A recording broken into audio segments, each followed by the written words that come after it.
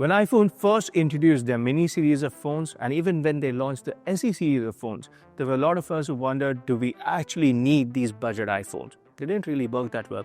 Apple did discontinue them later, but there was a niche amount of audience who did want these phones. And hence, we have the iPhone 16e. Still, a lot of people are wondering if you need this phone, and that's exactly what we're going to answer in this video.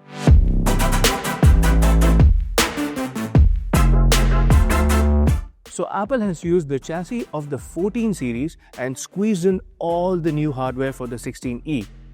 There's nothing bad about the 14 series of chassis because I personally have loved the form factor that the 14 series offer. Yes, I have missed Apple Intelligence on my 14 Pro, but with the 16e, I have been able to experience it. All thanks to the newer A18 processor, which has been embedded into the Apple 16e.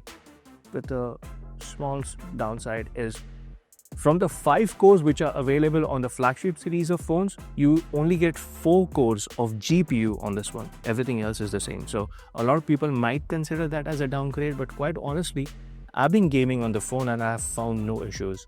There is another challenge that they did have with this form factor or this chassis was squeezing in a bigger battery.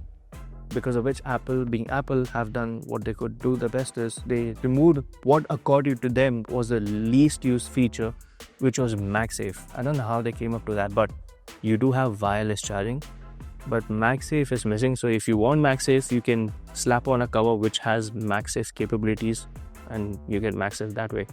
Wireless charging is still a downgrade, but then you do have wireless charging. And it's Type-C, so as all the newer iPhones are moving into Type-C, you do have Type-C. Let's address the camera.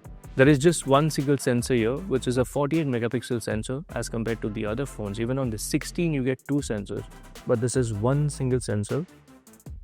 There again, there is a small compromise. It's a slightly smaller sensor as compared to the other 48 megapixel sensors that Apple is using on the other phones.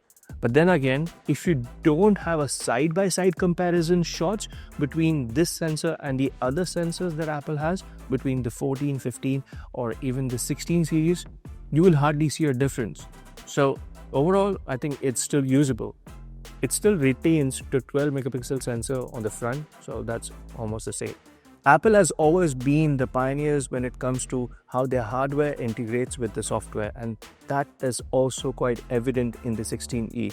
It's flawless, the user experience is crisp, and with the new Apple Intelligence, the features that you're able to access on a budget phone, which again is what Apple says, is not bad. You're able to do everything that a larger or a bigger brother 16 series of phones can do as compared to 16e in this size and form factor, which is quite neat. The other big change that Apple has done, starting with the 16e series of phones, is they have stopped using Qualcomm as the modem. It's their in-house built C1 processor, which they are now going to be integrating in all the future variants of phones as well. I think this is a test bed.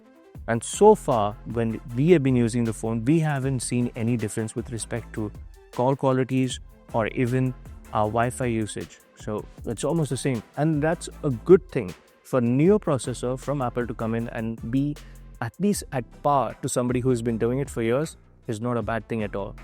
The Wi-Fi is also a slight bit of downgrade. It is Wi-Fi 6. You do not get Wi-Fi 6E or 7 in the iPhone 16e, but even with Wi-Fi 6, you're able to achieve good speeds, good enough to be playing online, gaming, or even for content streaming. So not bad there at all.